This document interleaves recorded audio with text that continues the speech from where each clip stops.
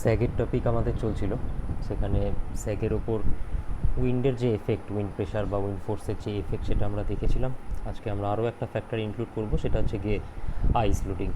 কারণ হিলি এরিয়াজে যে উইন্ডের প্রেশারের সাথে সাথে আইসের এফেক্টও থাকবে, তো সেটাকেও আমরা এবার কনসিডার করব।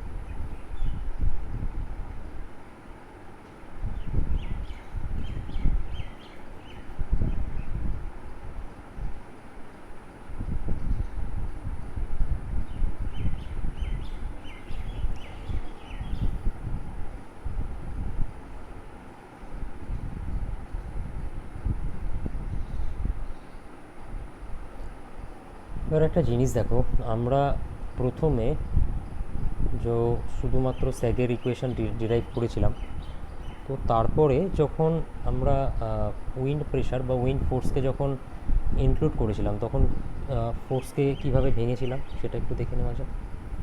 আচ্ছা, 1 মিনিট। যখন আমরা শুধুমাত্র ফার্স্ট এটা রাফ হিসেবে বুঝে নাও, পরে লিখবে।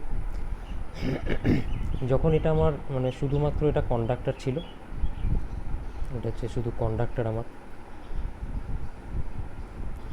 তো এই যে কন্ডাক্টর আছে, এই কন্ডাক্টরের ওপর দুটো ফোর্স কাজ করছিল। একটা হচ্ছে গিয়ে ওর নিজস্ব ওয়েট কাজ করছিল, সেটাকে ডাব্লু দিয়ে ডিনোট করেছিলাম। ইভেন এই ওয়েটটা হচ্ছে গিয়ে পার মিটার লেন্থে, সেটাও আমরা বলেছিলাম। আর হচ্ছিল গিয়ে এর ওপর যে ফোর্সটা কাজ করছিল উইন্ড ফ্লো হচ্ছিল।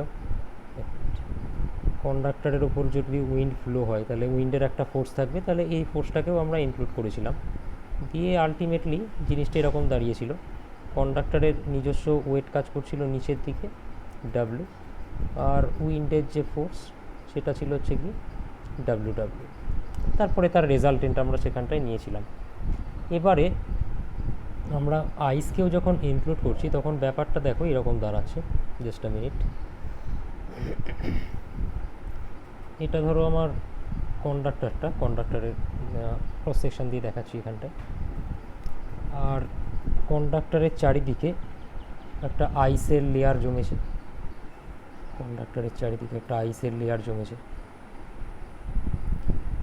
তো এটাকে ধরলাম আমি আইসের লেয়ার।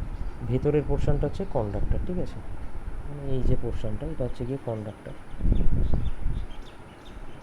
আর ওর চারিদিকে আইসের লেয়ার জমেছে। ব্লু কালার দিয়ে যেটা করা আছে, এটা হচ্ছে গিয়ে বেসিক্যালি আইসের লেয়ার। ব্ল্যাক কালার দিয়ে শেড দিলাম। তাহলে ভেতরের রেড কালারের পোর্শনটা হচ্ছে গিয়ে আমার কন্ডাক্টর, আর তার চারিদিকে আইসের লেয়ার জমেছে।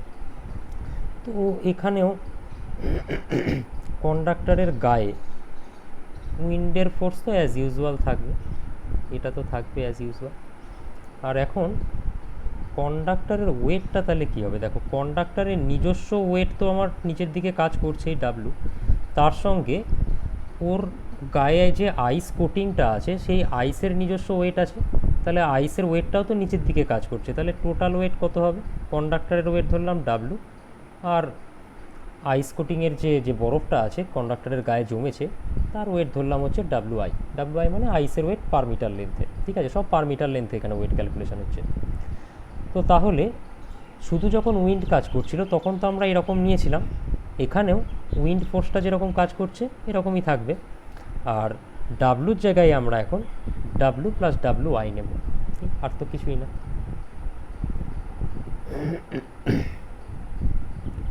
সো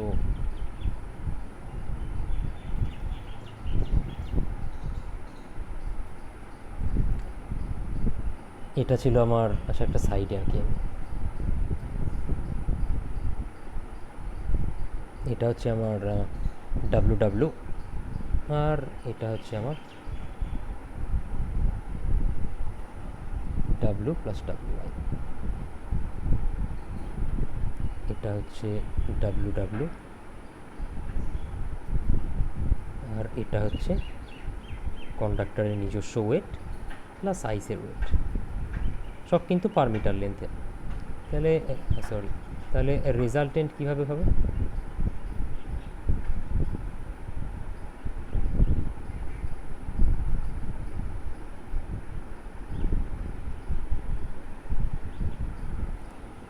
তো রেজাল্টেন্ট যদি আমরা নিই,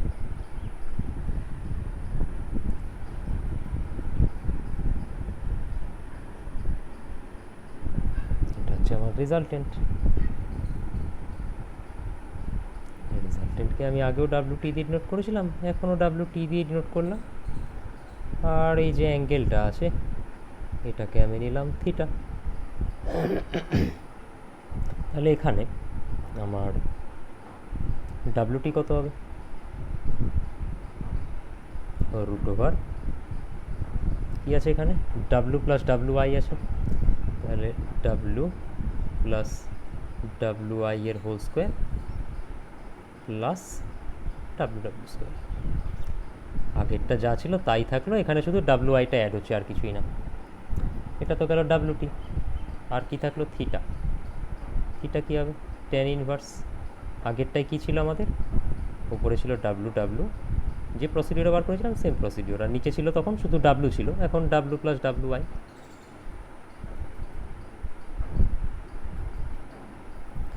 এখানেও যদি স্যাগ বলে, স্যাগ নর্মালি তো ডাব্লু এল স্কোয়ার বাই 80 হয়, এখানে তো রেজাল্টেন্ট ফোর্স কত? W T. তাহলে আমাকে লিখতে হবে W T L square by 80।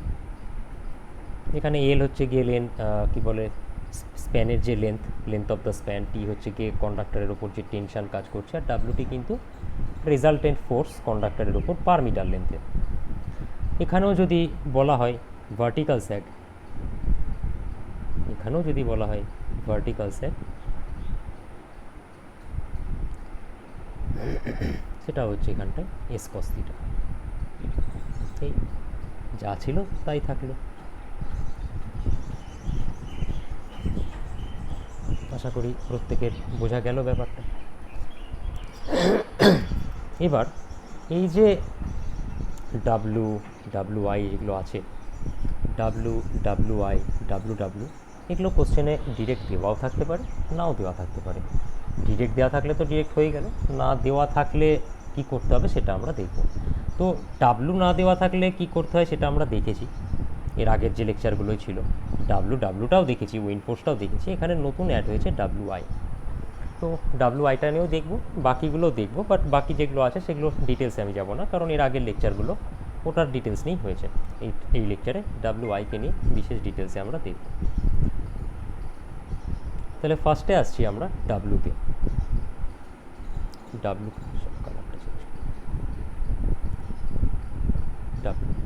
W মানে কি ছিল?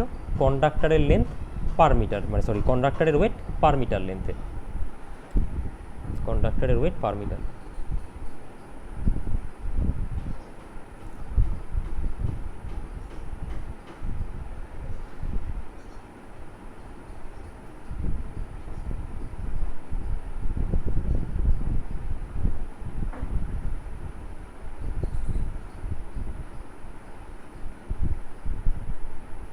এটাকে আমরা কি করে বার করেছিলাম? ওয়েটটাকে, ওয়েট সমান আমরা দেখেছিলাম স্পেসিফিক গ্র্যাভিটি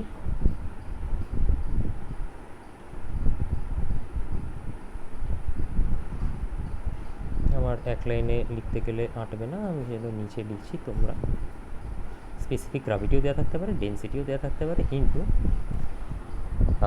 কি বলে ভলিউম, কতটার ভলিউম? 1 মিটার লেন্থের, কারণ 1 মিটার লেন্থের আমি ওয়েট বার করছি। ভলিউম অফ কন্ডাক্টর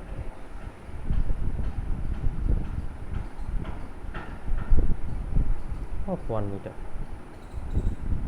যেরকম এর আগেরটাই করেছিলাম। কন্ডাক্টরে তো কিছু চেঞ্জ হচ্ছে না, একই থাকবে। Equals two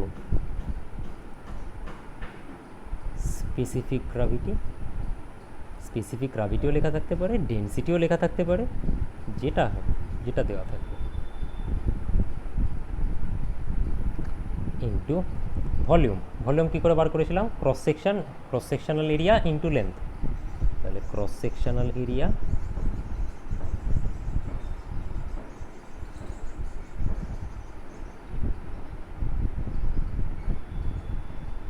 cross section area कार cross section area conductor cross section area of conductor into length length कतटा নিচ্ছি আমরা এখানটায় 1 মিটার তাহলে 1 যত আসবে তত কেজি এই কন্ডাক্টরের গল্প শেষ তাহলে এটা গেল হচ্ছে গিয়ে কন্ডাক্টরের ওয়েট পার মিটার লেন্থের গল্প আচ্ছা এখানে কেজি লিখলে একটু ভুল হয়ে যাচ্ছে পার মিটার লেন্থে যেহেতু বলছি কেজি পার মিটার লেখাটা উচিত আমার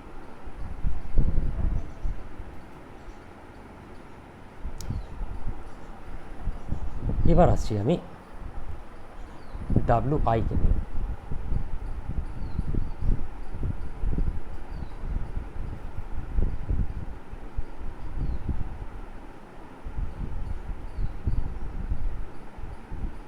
এটা কি হবে weight of ice coating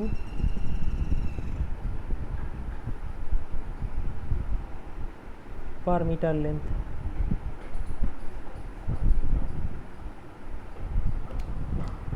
just একটু জল খেতে হবে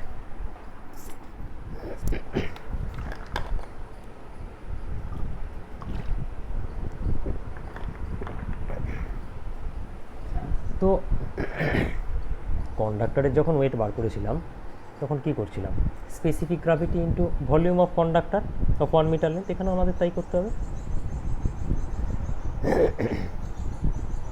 স্পেসিফিক গ্র্যাভিটি কার আইসে স্পেসিফিক গ্র্যাভিটি হোক বা ডেন্সিটি হোক যা খুশি একটা স্পেসিফিক গ্র্যাভিটি দিয়ে লিখলাম একটা ডেন্সিটি দিয়ে লিখলাম আচ্ছা ডেন্সিটিটা কার বরফের ঠিক আছে আইসে ডেন্সিটি অফ আইস আমি শুধু ডেন্সিটি লিখলাম তোমরা ডেন্সিটি অফ আইস লিখে নিতে পারো ডেন্সিটি ইন্টু ভলিউম বাট শুধু ভলিউম লিখলে ভুল হয়ে যাবে ভলিউম অফ 1 মিটার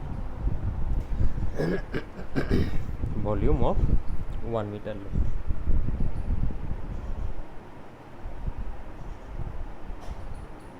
হয়ে গেল ডেন্সিটি বা স্পেসিফিক গ্র্যাভিটি বরফের কোশ্চেনে দিয়ে দেওয়া থাকবে প্রবলেম নেই এবার হচ্ছে ভলিউম ভলিউম কী করে বার করব ভলিউম আমার মানে হচ্ছে গিয়ে cross section area into length এই জায়গাটা একটু বুঝতে হবে এটা আমি রাফ করছি এখানটায় তোমরাও রাফে করে নেবে যাতে পরবর্তীকালে ভুল না হয়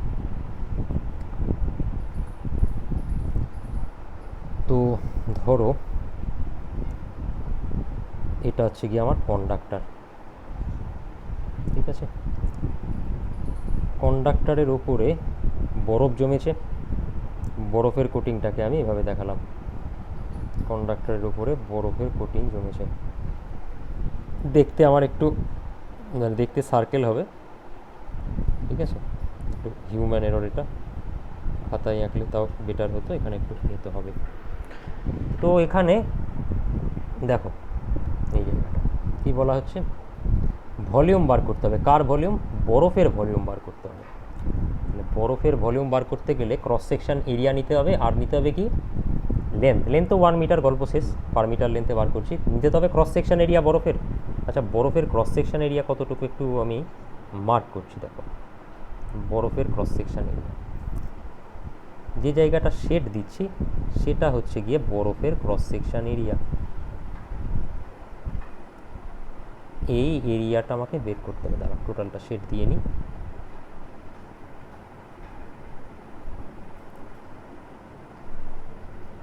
এই এরিয়াটা বার করতে হবে ভেতরের টুকু তো হচ্ছে গিয়ে কন্ডাক্টরের এরিয়া কন্ডাক্টরের ক্রস সেকশন এরিয়া আর বাইরের যে পোর্শনটা বরফ জমেছে ওটা বরফের ক্রস সেকশন এরিয়া তাহলে বরফের ক্রস সেকশন এরিয়া বার করবো কী করে চলো দেখা যাক তাহলে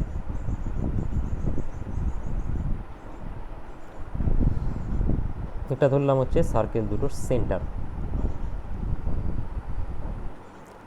বড় যে সার্কেলটা দেখতে পাচ্ছি তার ডায়ামিটারকে চলো নেওয়া যাক ডি ক্যাপিটাল ডি নিই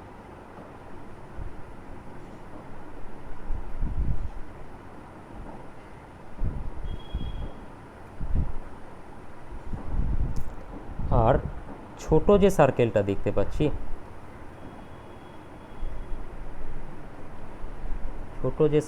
দেখতে পাচ্ছি তার যে ডায়ামিটার সেটাকে নিলাম স্মল ডি আচ্ছা, বড় যে ডায়ামিটারটা আছে না, ক্যাপিটাল ডি, চলো এটাকে আমি একটু অন্যভাবে রিপ্রেজেন্ট করি, তাহলে বুঝতে পারবো। এটা তো আমি ক্রস সেকশন এরিয়া দেখছি, যার জন্য এরকম লাগছে। যদি কন্ডাক্টরটাকে সামনের থেকে দেখি তাহলে কীরকম লাগবে একটু দেখা যাক। আচ্ছা, আমি ফার্স্ট একটা 3D ডায়াগ্রাম এঁকে নিই। এটা ধরো হচ্ছে গিয়ে ফার্স্টে এটা দেখে নাও, এবার ড্র করতে পারো। এটা হচ্ছে গিয়ে আমার কন্ডাক্টরটা, তাই না? এই কন্ডাক্টরের ওপরে কি হয়েছে? এই কন্ডাক্টরের ওপরে বরফ জমেছে, এর ওপর দিয়ে বরফ জমেছে, তাই না? এর ওপর দিয়ে বরফ জমেছে, এই জিনিসটাকে আমি এবার রিপ্রেজেন্ট করছি। দেখো,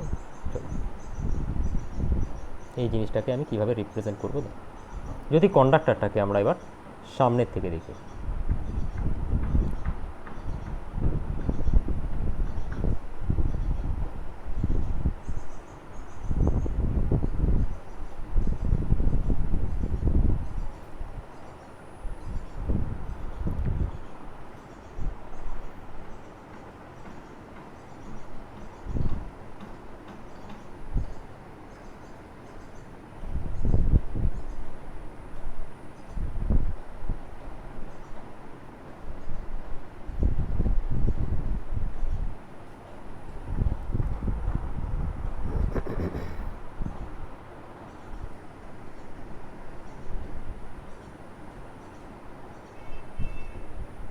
কন্ডাক্টরটাকে যদি সামনের থেকে দেখি তাহলে বরফের লেয়ার কোনটা? এইটা। আচ্ছা, বরফের লেয়ারকে ওখানে পিঙ্ক কালার দিয়ে দেখেছিলাম, এখানে পিঙ্ক কালার দিয়ে দেখাই তাহলে।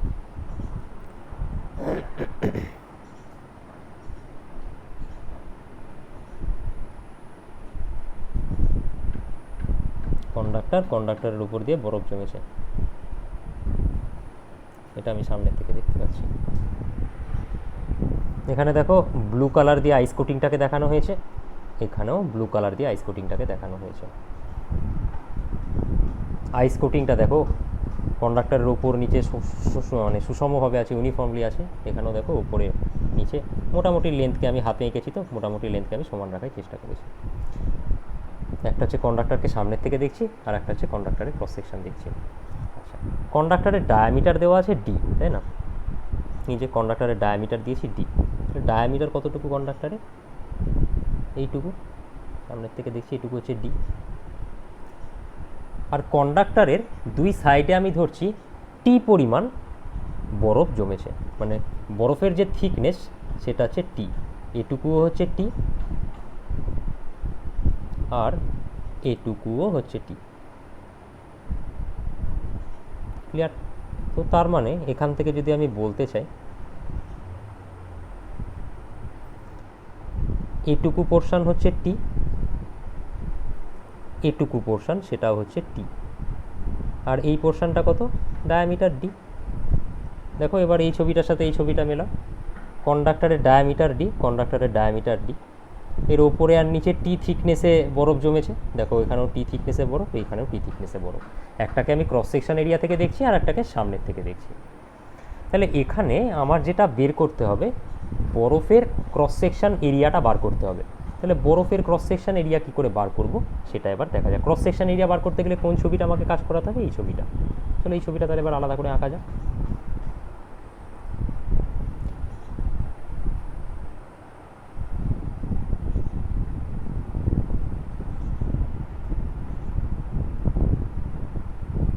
এটা হচ্ছে আমার কন্ডাক্টর,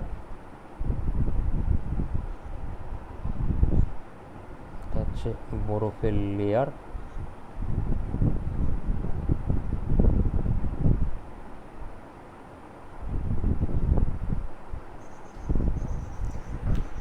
ব্লু কালার দিয়ে বরফের লেয়ার, ভেতরেরটা হচ্ছে কন্ডাক্টর। থাকলো কন্ডাক্টরের ডায়ামিটারকে যদি আমি দেখাতে চাই,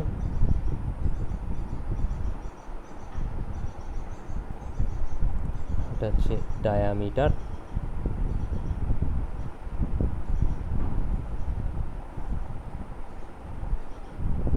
আর বড় সার্কেলটার ডায়ামিটার কত? এইটুকু হচ্ছে আমার টি, এটুকু হচ্ছে আমার টি।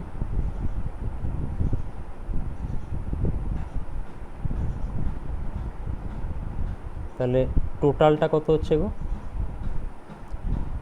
ডি, দুই সাইডে টি আছে, তাহলে ডি প্লাস টু টি।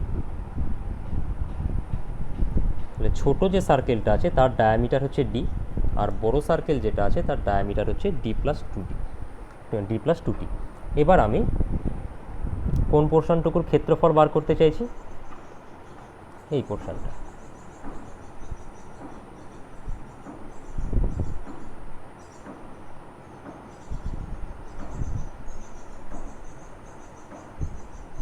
কী করে বের করবো এইটুকু পোর্শনের ক্ষেত্রফল? বড় সার্কেলের ক্ষেত্রফল থেকে ছোট সার্কেলের ক্ষেত্রফলকে বাদ দিয়ে দিলে যেটুকু এরিয়া আমি শেড দিলাম সেটুকুর ক্ষেত্রফল পেয়ে যাব। বড় সার্কেল যেটা আছে তার ক্ষেত্রফল কত? সার্কেলের ক্ষেত্রফল কত হয়? পাই আর স্কোয়ার হয়। সার্কেলের ক্ষেত্রফল হয় পাই আর স্কোয়ার, যেখানে আর হচ্ছে রেডিয়াস। আর যদি আমি রেডিয়াস না দিয়ে ডায়ামিটার দিয়ে করতে চাই, কারণ এখানে তো ডায়ামিটার দেওয়া আছে সবগুলো, তাহলে আর এর জায়গায় কত বসাবো? D by two. তাহলে ডি বাই টু এর হোল স্কোয়ার হয়ে যাবে, মানে pi D square by four, তাই না? রেডিয়াস দিয়ে করলে সার্কেলের ক্ষেত্রফল পাই আর স্কোয়ার, আর ডায়ামিটার দিয়ে করতে গেলে পাই ডি স্কোয়ার বাই ফোর। এখানে যেহেতু ডায়ামিটার দিয়ে আছে তাহলে ডায়ামিটার দিয়ে আমি কাজ করব।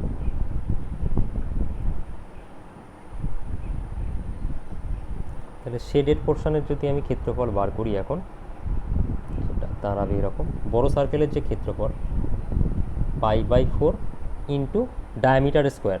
বড় সার্কেলের ডায়ামিটার কত গো? D plus two T. তাহলে ডি প্লাস টু টির হোল স্কোয়ার মাইনাস ছোটো সার্কেলের ক্ষেত্রফল কত? পাই বাই ফোর ইন্টু ছোটো সার্কেলের ডায়ামিটার স্কোয়ার। ছোটো সার্কেলের ডায়ামিটার কত?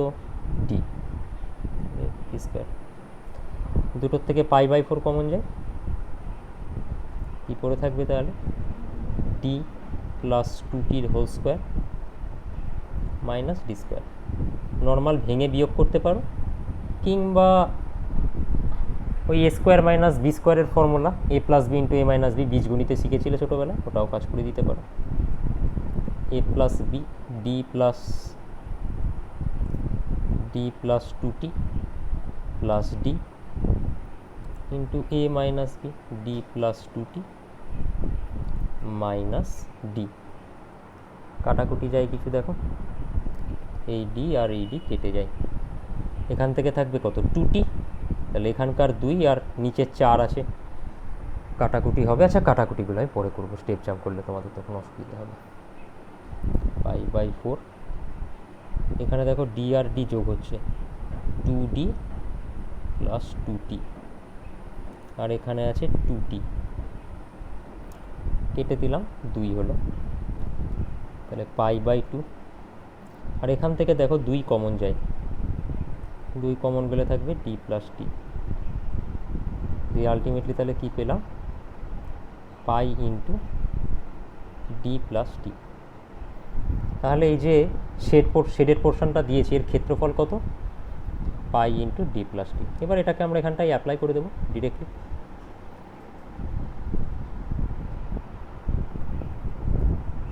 ডেন্সিটি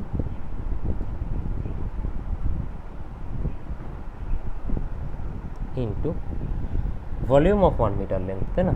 তো ভলিউম মানে কি? Cross section area.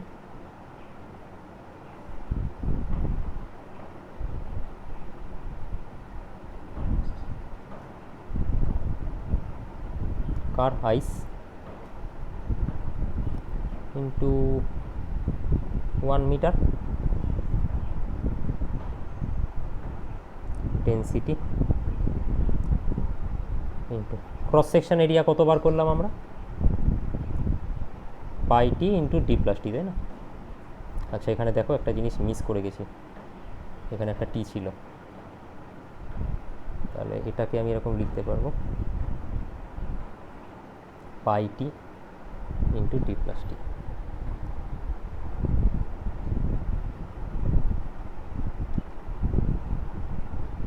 ইন্টু 1 করলে তো সেই ওটা 1 হয়ে যাবে।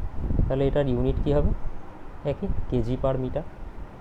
এবার পরীক্ষার সময় যদি এটা প্রুফ করতে দেয়, তখন এখান থেকে এটা ডিরেক্ট এখানে লিখে দিও না, ঠিক আছে? ডিরেক্ট লিখে দিও না যদি প্রুফ করতে দেয় পরীক্ষায়, তখন এই প্রুফটা একটু করে দেখিও, এই প্রুফটা একটু করে দেখাতে হবে তখন।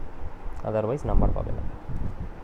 তাহলে এখানটাই আমরা ডাব্লু আই পেয়ে গেলাম, ডাব্লু পেয়ে গেছিলাম, ডাব্লু আই পেয়ে গেলাম, এবার পড়ে থাকলো W W.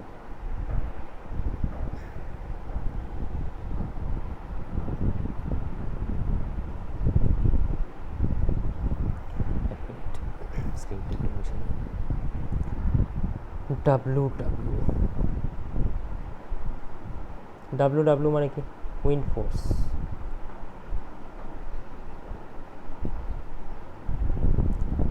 Force force wind force কতটুকু পোর্শনের জন্য ফোর্স? পার ইউনিট লেন্থ, মানে এখানে আমি পার মিটার লেন্থে করছি।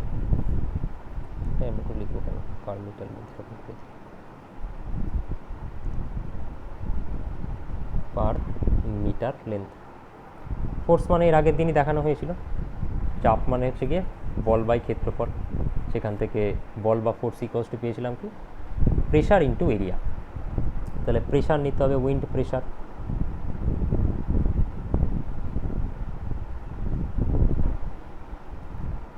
Wind pressure into area. আচ্ছা, এখানে এই এরিয়াটা কি? Projected area.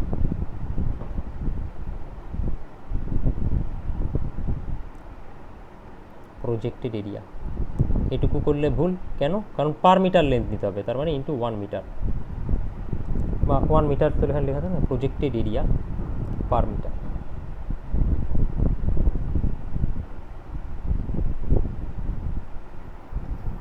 Wind pressure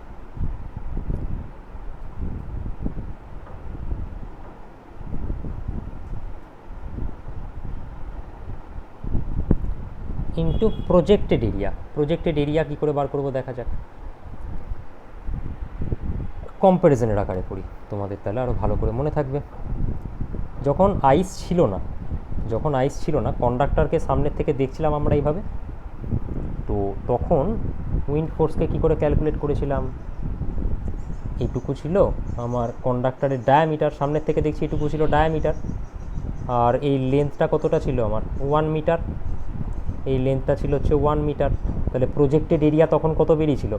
D into 1 বেরিয়েছিল, ডি ইন্টু 1 মিটার স্কোয়ার। এটা ছিল তখন, যখন বরফ ছিল না, এর আগের লেকচারেই করে করা হয়েছে। বাট এখন আমার কি আছে? এখানে বরফ আছে। এটা হচ্ছে কি আমার কন্ডাক্টর, আর এই কন্ডাক্টরের উপরে কি আছে? বরফ আছে, বরফ আছে।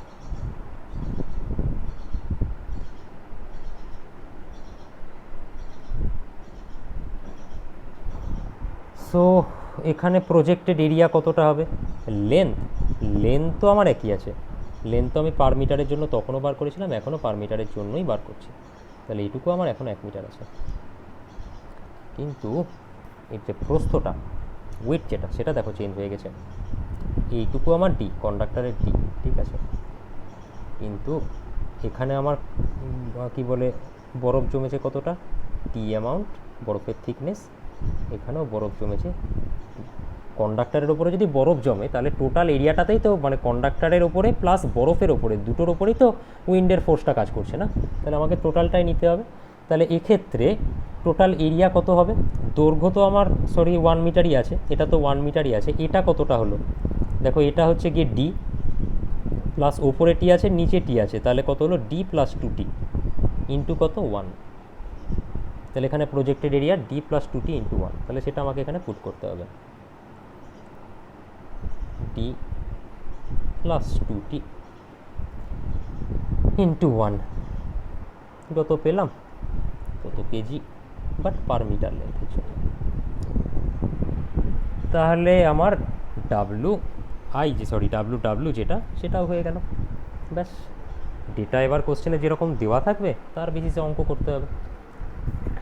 তো চলো একটা অঙ্ক করি এবার। 1 মিনিট, একটু জল টল খেয়ে নিই এবার।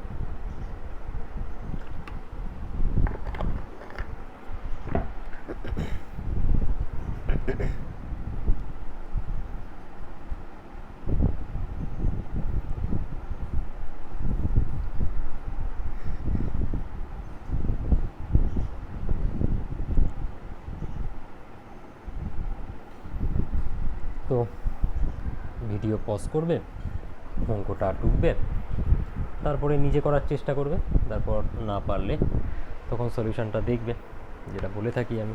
যাই হোক, তো স্টার্ট করছি আমি অঙ্কটা এবার। দেখো ফার্স্টে বলছে যে a transmission line has a span of 275 metre between level support. তাহলে স্প্যান যেটা সেটা বলে দিল, স্প্যান কত বলে দিল, 275 মিটার।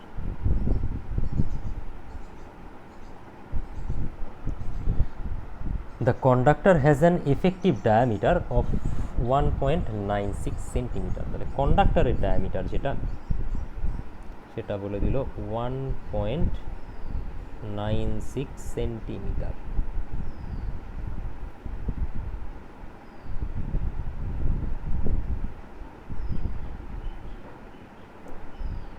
মিটার স্কোয়ারে নিয়ে চলে গেলাম। অ্যাকচুয়ালি কি বলো তো, তোমরা যদি একটু প্র্যাকটিস করো না, এই সেন্টিমিটার থেকে মিটার নিয়ে না গিয়েও করা যায়, ঠিক আছে। বাট তোমাদের প্র্যাকটিস এত কম করো যে আমাকে সমস্ত কিছু এসআইয়ে কনভার্ট করে নিয়ে তারপরে করতে হয়। মানে এমন অনেক সিচুয়েশান হয় যেখানে রেশিও আকারে অনেক জিনিস চলে আসে, উপরে যায় ইউনিট, নিচে সেম ইউনিট, কাটাকুটি হয়ে যায়, আলটিমেটলি ইউনিট না চেঞ্জ করলেও চলে।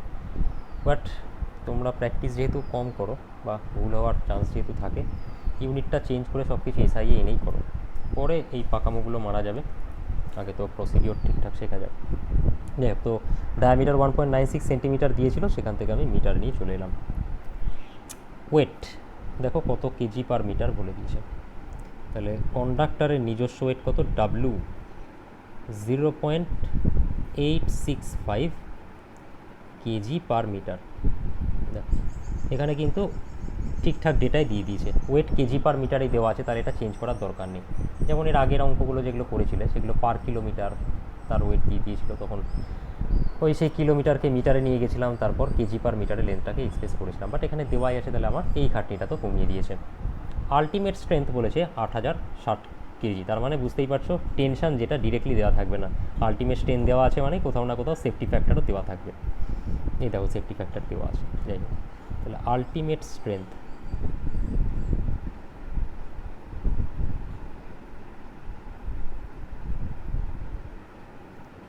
Ultimate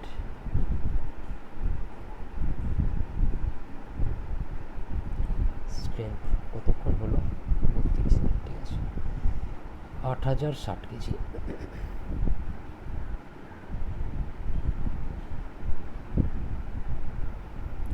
if the conductor has a ice coating of radial thickness, মানে এই যে টি এর ভ্যালু বলে দিয়েছে কত, 1.27 সেন্টিমিটার। থিকনেস যেটা সেটা বলেছে 1.27 সেন্টিমিটার, মানে 1.27 10⁻⁻2 metre, and is subjected to wind pressure of 3.9 gram per centimetre square of projected area. তাহলে উইন্ড প্রেশার বলে দিয়েছে এখানটায়।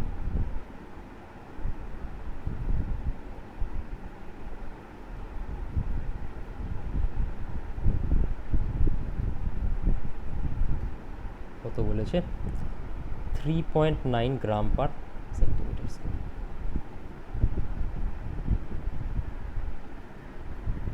তাহলে এটাকে আমাদের এসআইয়ে নিয়ে যেতে হবে, সব সিজিএসে আছে যেহেতু। এটাকে আমি নিশ্চয়ই এরকম লিখতে পারি 3.9 গ্রাম, দেখো ভেঙে ভেঙে করাচ্ছি যেহেতু তোমরা যাতে ভুল না হয়, নাহলে এত করার দরকার হয় না, বাই 1 সেন্টিমিটার স্কোয়ার। এটাকে লিখতেই পারি 3.9 গ্রাম পার সেন্টিমিটার স্কোয়ারকে। গ্রাম থেকে কিলোগ্রামে যেতে গেলে তাকে 10⁻³ দিয়ে গুণ করতে হবে, আর সেন্টিমিটার স্কোয়ার থেকে মিটার স্কোয়ারে যেতে গেলে 10⁻⁻4 দিয়ে মাল্টিপ্লাই করতে হবে। তাহলে উপরে হয়ে গেছে কেজি, নিচে হয়ে গেছে মিটার স্কোয়ার। 10⁻⁻4 উপরে গেলে কি বলে 10⁻+4 হয়ে যাবে, 10⁻³ আর 10⁻+4 গুণ করলে 10 পড়ে থাকবে, তার মানে আলটিমেটলি আসবে 39 কেজি পার মিটার স্কোয়ার। মুখে মুখে করতে না পারলে ক্যালকুলেটার ইউজ করো। তাহলে আমার উইন্ড প্রেশার করে দিয়েছে। সেফটি ফ্যাক্টর 2,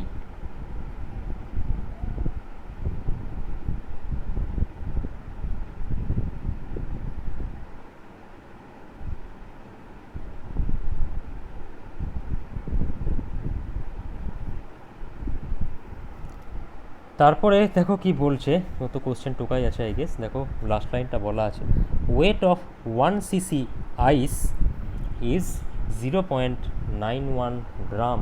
এই কথাটার মানে কি? এটা মানে হচ্ছে ডেনসিটি বলে দিয়েছে। কি করে বুঝলাম?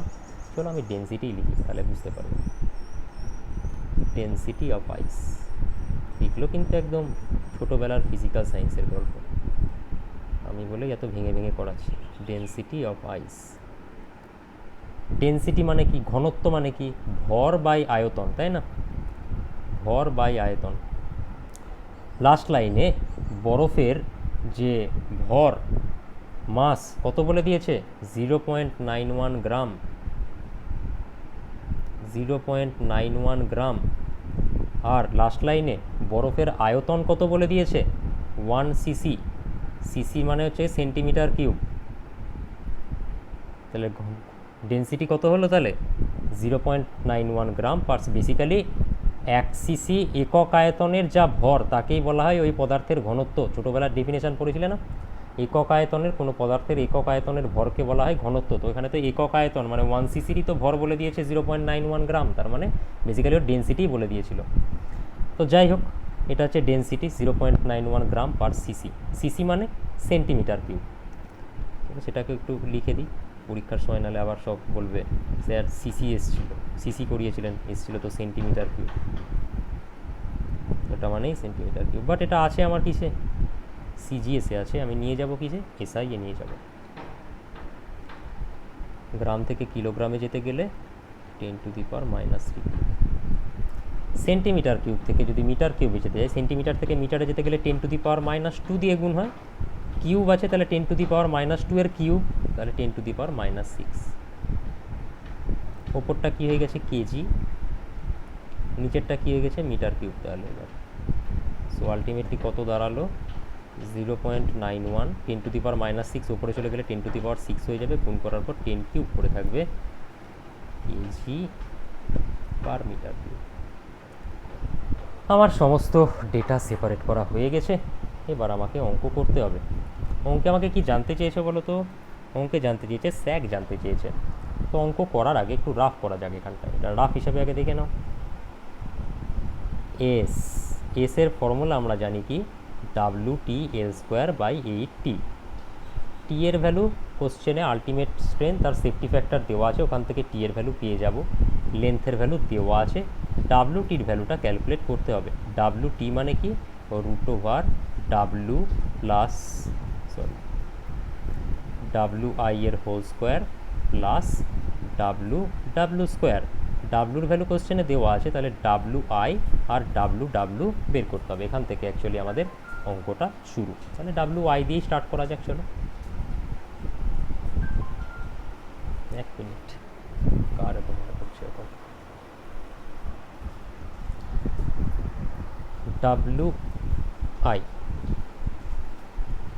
WI একটু আগে আমরা কি ডিরাইভ করেছি দেখে নাও, সেই জায়গাতেই বসিয়ে দেবো আমি ডিরেক্ট। পরীক্ষার সময় লিখে লিখে করতে হবে, আমি অলরেডি লিখেছি, আমি আর খাটতে পারছি না, তোমাদের কাজ। এই যে WI দেখো আমি বের করেছিলাম, কোথায় গেল? এই যে WI ডেন্সিটি ইন্টু পাইটি ইন্টু D+T। ডিরেক্ট আমি এখানটাই করব, তোমরা কিন্তু লিখে লিখে করবে যখন পরীক্ষার সময় করবে।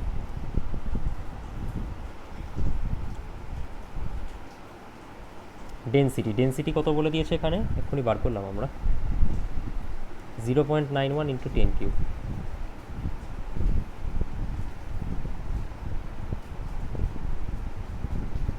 ইন্টু পাইটি। টি এর ভ্যালু কত বলা আছে গো?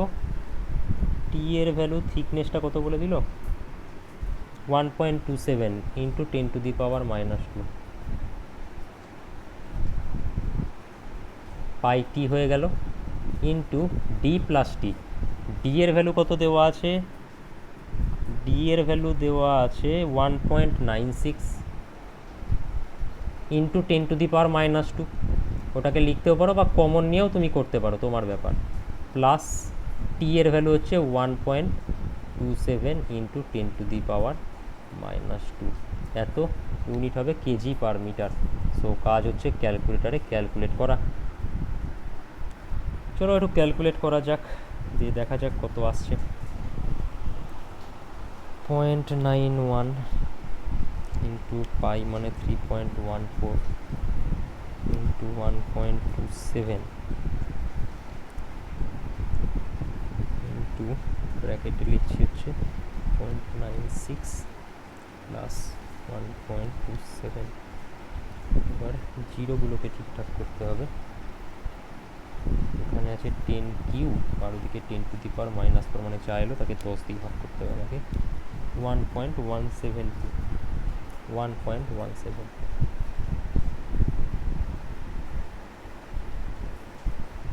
কেজি পার মিটার, ডাব্লুআই হয়ে গেল।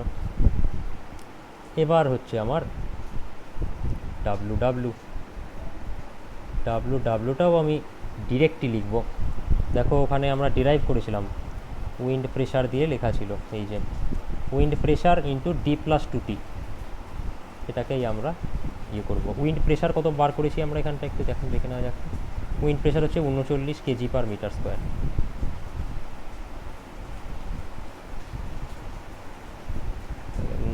39 ইন্টু D+2T, তাই না? ডি এর ভ্যালু কত আছে? 1.27 নাকি? 1.27 ইন্টু 10⁻², এখানেও 10⁻² কমন নিয়ে নিতে পারতে আগে। আচ্ছা, D+2T, ডি এর ভ্যালু 1.27 নাকি? ডি এর ভ্যালু 1.96 ইন্টু 2 ইন্টু টি এর ভ্যালু কত? 1.27 নাকি?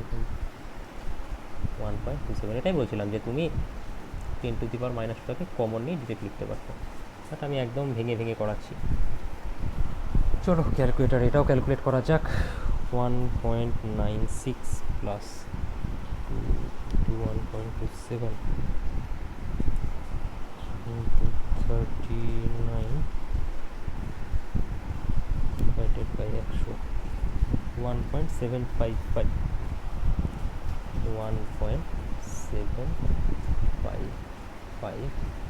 KG per metre.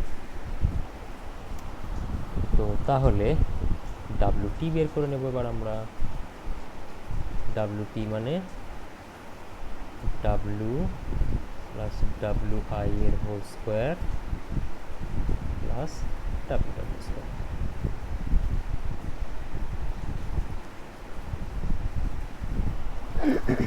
ডাব্লুর ভ্যালু কোশ্চেনে দেওয়া আছে 0.865।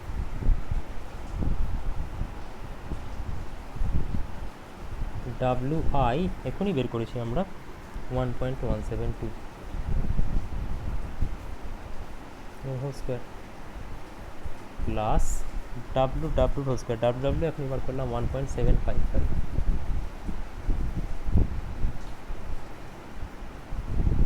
ক্যালকুলেট করে আসবে তোমার 2.688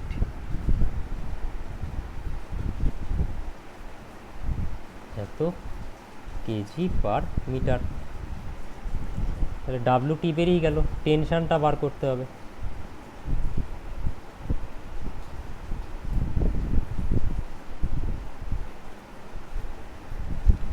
টেনশন কী হবে? Ultimate strength by safety factor, ওটা কিন্তু লিখতে হবে তোমাদেরকে, ultimate strength by safety factor. আমি আর লিখছি না। আলটিমেট স্ট্রেংথের ভ্যালু দেওয়া আছে 8060, সেফটি ফ্যাক্টরের ভ্যালু দেওয়া আছে কত, কোথায় গেল? 2, তাহলে হবে হচ্ছে কত? 4030 এত কেজি। এবার আমরা ওই ডাব্লুটি এল স্কোয়ার বাই 80 ওখানটায় ডিরেক্ট বসিয়ে দেবো।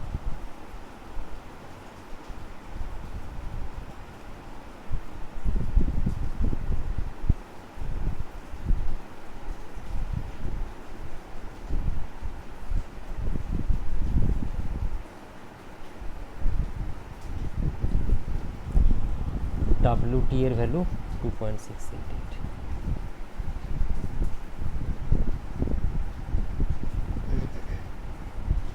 এল স্কোয়ার 275 দেওয়া আছে এলের ভ্যালু।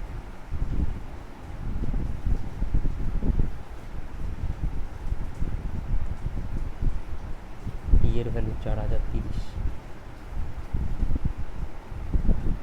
আসবে অ্যাপ্রক্সিমেটলি 6.3 মিটার।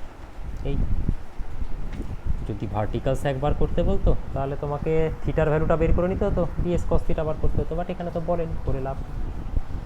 তাহলে এই গেল আমাদের স্যাগের আর একটা টাইপ, যেখানে আমরা আইস লোডিংকেও কনসিডার করলাম। এবার একটা জিনিস বলি, শোনো ভালো করে শুনবে। তোমাদের কি কি অঙ্ক করানো হলো এখন অবধি? কেলভিনস লয়ের উপর অঙ্ক করানো হয়েছে, দুটো অঙ্ক করিয়েছিলাম এখানে। 2 স্ট্রিং এফিসিয়েন্সির ওপর তো অনেকগুলো অঙ্ক করিয়েছে।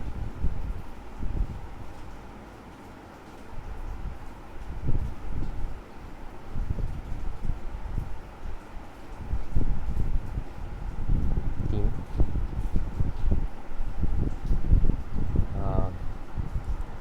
ট্রান্সমিশন, শর্ট ট্রান্সমিশন লাইনের ট্রান্সমিশন এফিসিয়েন্সির অঙ্কগুলো করেছিলাম, তো শর্ট ট্রান্সমিশন লাইন।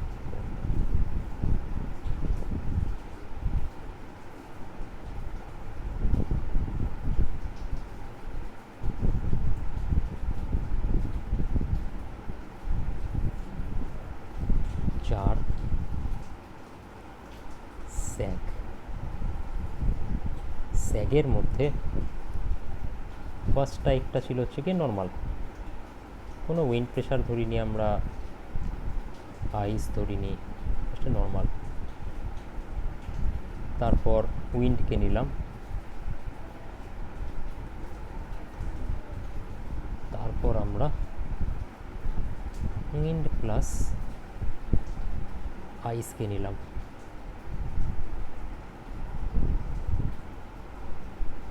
এরপরে আর এটার একটা টাইপ থাকছে, যেটা হচ্ছে ডিফারেন্ট লেভেল, মানে দুটো পোল একই লেভেলে নাই, একটা উঁচুতে আছে একটা নিচুতে আছে। এটা একদম পাতি অঙ্ক, এটা এরপরের লেকচারে আমরা দেখব। বাট এরপরে না, কতগুলো টাইপ হয়েছে তাহলে?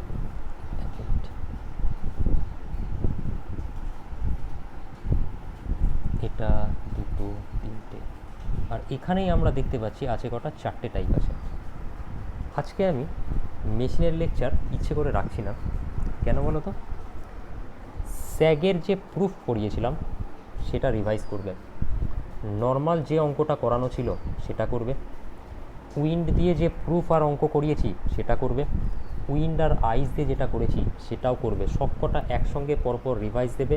নাহলে ট্রাস্ট মি, একটার ঘাড়ে আর একটা চাপবে। এই জিনিসটাকে আমি যখন ক্লাসে আগে নিতাম, ট্রান্সমিশন ডিস্ট্রিবিউশন অ্যাকচুয়ালি আগের কলেজে নিতাম, তখন আমি টানা 3 পিরিয়ডের ক্লাস নিতাম এই জন্য, স্যাগ শেষ হয়ে যাওয়ার পরে টোটালটাকে একসঙ্গে রিভাইজ করানোর জন্য, নাহলে কিন্তু স্যাগ পারবে না করতে। ঠিক আছে, দেখতে খুব সহজ, করতে গেলে কিন্তু পরীক্ষায় পুরো বাঁশ হয়ে যাবে। আর স্যাগ থেকে কিন্তু প্রত্যেক বছর কিছু না কিছু কোশ্চেন আসে। তো এই 3টেকে টানা রিভাইজ করো, সব কটা অঙ্ক যে কটা করানো হলো, আর এটা একদম সহজ, এর পরের দিন হবে। এবার আর একটা ইম্পর্টেন্ট জিনিস বলি, মেন যা যা অঙ্ক ছিল ট্রান্সমিশন ডিস্ট্রিবিউশনের, ডিফারেন্ট লেভেলটা হয়ে গেলে সমস্ত কিন্তু অঙ্ক কমপ্লিট। এরপরে পাওয়ার ফ্যাক্টর ইমপ্রুভমেন্ট,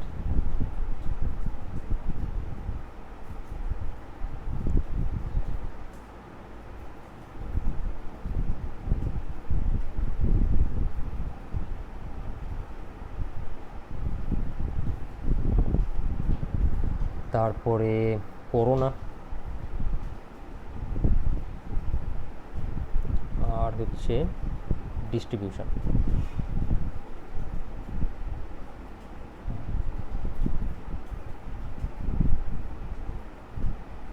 এই 3টের ওপর একদম ছোট ছোট পাতি অঙ্ক আছে, পাতি যোগ গুণ ভাগ বিয়োগের অঙ্ক। ঠিক আছে, এখানে ফর্মুলা জানলে, বিশেষ করে এই যেটা ফর্মুলা, একটা ফর্মুলা আছে বড় সড়ো, ওই ফর্মুলা জানলে পারবে, না জানলে পারবে না।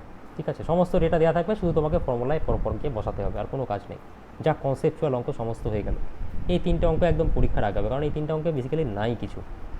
তো তোমাদের যে কাজ সেটা হচ্ছে গিয়ে দেখো, ভালো করে খেয়াল করো, এখান থেকে দুটো অঙ্ক, এখান থেকে আমি কথার কথা বললাম 3টে অঙ্ক, 2টো অঙ্ক করলেই হয়। 2 আর 3 5, বা চলো এটাকে আমি 2টো দিচ্ছি, এটাকে 3টে। 2 আর 2 4 আর 3 7 হলো। নর্মাল এখানে একটা অঙ্ক, এখানে 2টো অঙ্ক, এখানে একটা অঙ্ক, আর এখানে একটা অঙ্ক। তাহলে কটা হলো? 2 3 5, একে 6, 2 8, একে 9, আর একে 10, 10টাই হলো তো নাকি?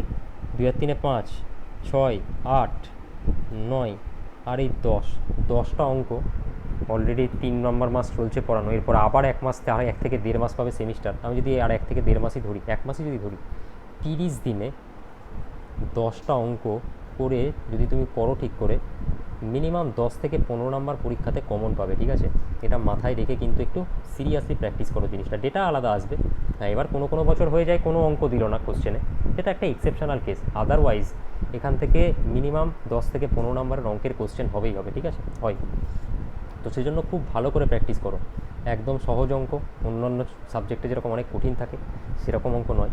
যেরকম এখানে আমি 10টা অঙ্ক দিলাম, মেশিন দেখবে 1-2 সপ্তাহের মধ্যেই একটা 20টা অঙ্কের লিস্ট দেবো, 15 থেকে 20টা অঙ্ক ওর ভেতরেই থাকবে পরীক্ষাতে। তাহলে বেসিক্যালি 30টা ম্যাথ যদি করা হয় 30 দিনে, ডেলি যদি একটা করেও ম্যাথ এখন থেকে করো, তাহলেও এনাফ রিভিশনের টাইম পাবে পরীক্ষার জন্য, যে কোনো অঙ্ক পারবে পরীক্ষাতে। তো আজকের কাজ হচ্ছে এই লেকচারটা হয়ে যাওয়ার পর স্যাগের প্রুফ, যে স্যাগ আছে স্যাগের প্রুফ করবে। আর এখানে যে কটা হলো পরপর টানা বসে করবে, ঠিক আছে? উঠবে না, একদম টানা পরপর বসে করবো। আচ্ছা এইটুকু করে নিলাম, 15 মিনিট একটু মোবাইলটা ঘাঁটি তারপরে করবো, এরকম করবে না, টানা করে নেবে, দেখবে একেবারে প্যাকেজটা কমপ্লিট হয়ে যাবে। আর এটা পাতি জিনিস, এখানে কিছুই নাই, দুটো আলাদা আলাদা হাইট হলে কি হয়, একবার এই পোলে অ্যাপ্লাই করতে হবে, একবার ওই পোলে অ্যাপ্লাই করতে হবে, কিছুই নাই। তো এটা পরের সপ্তাহে হবে। এই তো গেল অঙ্কের ব্যাপার। এবার যেটুকু পড়ে থাকছে সেটা হচ্ছে কি একদম মেন থিওরির পার্ট, কাঁচা থিওরি বলতে পারো। সো এর পরের সপ্তাহে যখন অঙ্কটা হবে, অঙ্কের সঙ্গে এখানকার অঙ্কের সঙ্গে তুমি থিওরি লেকচারও পাবে এর পরের সপ্তাহে ট্রান্সমিশন ডিস্ট্রিবিউশনের। তো ধরে রাখো পার ডে 1 থেকে 1.5খানা করে চ্যাপ্টার কিন্তু শেষ হবে, যে 3টে চ্যাপ্টার 3-4টে চ্যাপ্টার বাকি আছে, তার কারণ শুধু থিওরি আছে, ধরতে গেলেই শেষ হয়ে যাবে। এগুলো যেহেতু অঙ্ক ছিল, ঘিসতে ঘিসতে যতটা ডিটেলসে করানো যায় করছিলাম।